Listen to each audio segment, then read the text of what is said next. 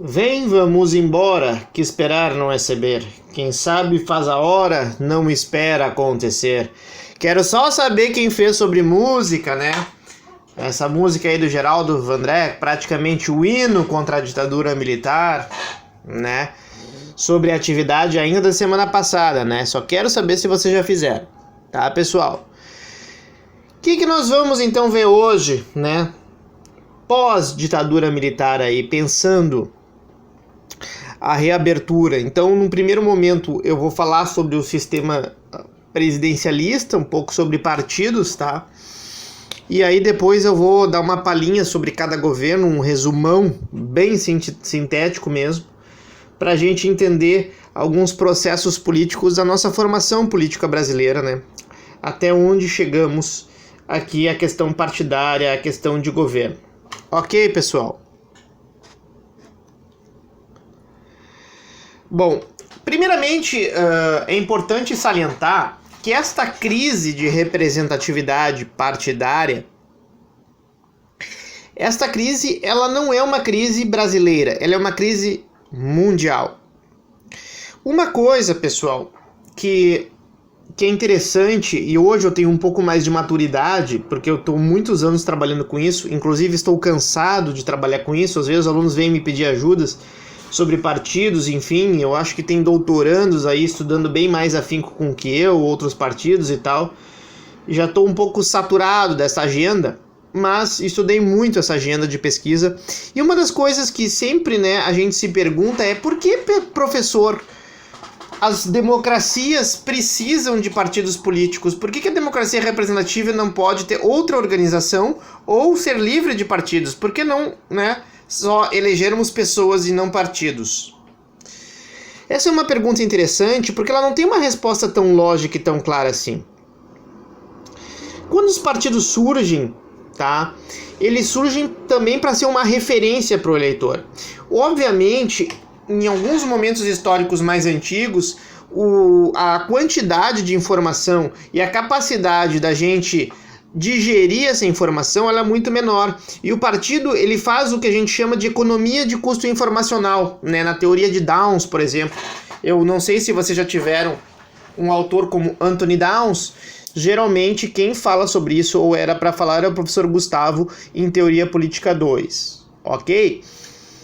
Então, por exemplo, quando tu vai lá e vota num partido, né, pensando antes da Segunda Guerra Mundial, por exemplo, europeu, um partido comunista, socialista, um partido liberal, tu sabe que aquele partido representa algo, né? Tu sabe a linha ideológica do partido, tá? E justamente isto foi se perdendo ao longo do século XX, principalmente a partir da década de 60. Existem alguns autores que trabalharam com essa modificação dos partidos, tá? Essa bibliografia ela é bastante acentuada já na ciência política e não é nada nova, que é Otto Kirchheimer, tá? Um autor alemão que fez um ensaio em 66, chamando Catch-all Party, ou também um modelo de partidos de Angelo Panebianco, né, que também fala um pouco sobre essa mudança organizacional ao longo das últimas décadas. Tá? É um livro do início da década de 80, tá? Deste italiano. Então, pessoal, não é uma coisa nova. Depois houve outros autores, Peter Meyer, o Bernard Manin falou sobre isso também em francês, sobre a ideia de diferentes, né, tipos, né, de democracia, de modelos de democracia ao longo do tempo. Modelos de representação diferentes, inclusive. As metamorfoses do governo representativo tem no Cielo, se vocês quiserem dar uma lida, leiam, tá? E há um surgimento, então, de novos atores, novas ideias, novas possibilidades, tá? Como movimentos sociais, mídias e redes. Hoje, em qualquer país que se olhe, com certas diferenças, evidente, entre eles, há uma dificuldade da estrutura partidária ser tão sedimentada e tão estruturada como era antigamente, tá? Então, muitas vezes, quando se fala e se critica os partidos políticos brasileiros, saibam que essa é uma crítica geral e não uma crítica específica exclusivamente à nossa democracia. Embora, tá, eu tenho que comentar isto, dado... comparando com outros países, os partidos políticos brasileiros são mais instáveis, são menos institucionalizados, sim, tá?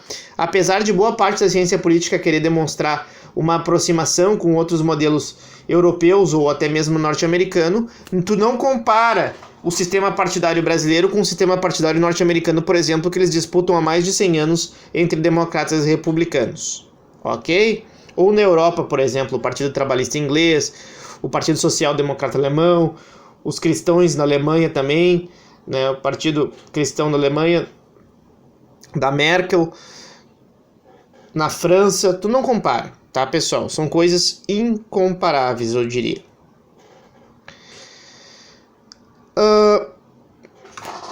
Isto é uma coisa interessante também quando a gente para pensar o século XXI, tá?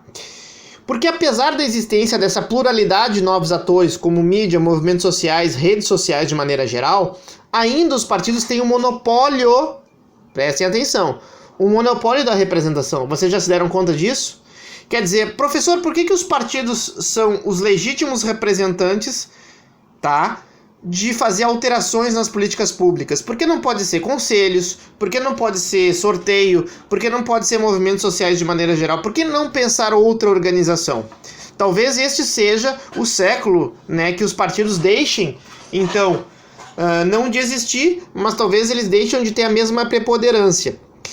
Porque uma coisa, pessoal, apesar deles terem menor representação política, e em geral as identificações partidárias estão em quedas nas principais democracias do mundo, eles cumprem a função governativa. Como assim? Todo o Estado moderno precisa de alguém que organize o Estado, correto? Né? Que é a grande crítica, por exemplo, do movimento anarquista, né? Por que tem que ter um Estado e por que tem que ter aquele que tem o monopólio legítimo da força? O governo, né? Entre outras palavras, mais simples. Então, essa função de governo, os partidos ainda cumprem.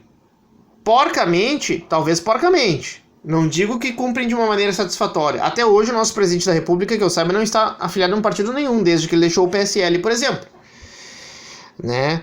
Então, hoje tu fala, Maurício, qual é o partido que governa o Brasil? Qual é a resposta que tu tem? Tu tem a família Bolsonaro, mas não é um partido isso, evidentemente. Né? Então, vejam que essas questões se tornam um pouco mais difíceis, um pouco mais confusas, tá?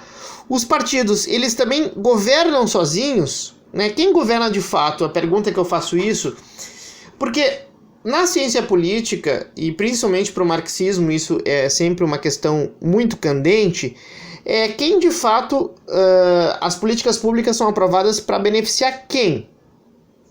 Né? Para que servem algumas políticas aprovadas? E a quem ajudam? Será que os partidos estão sozinhos nessa? Ou será que as engrenagens do sistema democrático atual fazem com que algumas classes ou alguns grupos, né, consigam ter um maior peso na hora de governar? Ou serem mais atendidos aos seus interesses? Né? Qual será que um partido político... Vamos supor ali um partido, um PSD, né, para não entrarmos em maiores atritos, né, um partido ali tido como centro-direita do Kassab. O PSD, ele tem mais poder, por exemplo, que a FENABRAN, que é a federação que reúne os principais bancos do Brasil. Por que eu digo isso? Porque justamente, né, esse é um debate antigo, às vezes, que há muitas... dos cientistas políticos tidos como liberais e tal, etc., aos quais eu me incluo, há essa crítica. Muitas vezes é um modelo falido que, na verdade, na aparência, né, parece ser eles, mas que na prática se governa por meio de outras elites. Né? Na famosa ideia do comitê da burguesia lá, o Estado nada mais é do que um comitê da burguesia, que vocês estudaram isso quando Marx fala isso no século XIX. Ok? Então, de certa forma, também a gente tem que tomar um certo cuidado na ideia de governo, de governar, né? Porque não necessariamente os partidos estão sozinhos nessa. Às vezes também existem outros, né, elementos importantes que a gente deve considerar nesse sentido. Então, pessoal, eu vou encerrar esse vídeo agora porque eu vou entrar especificamente sobre o que é então o presidencialismo de coalizão.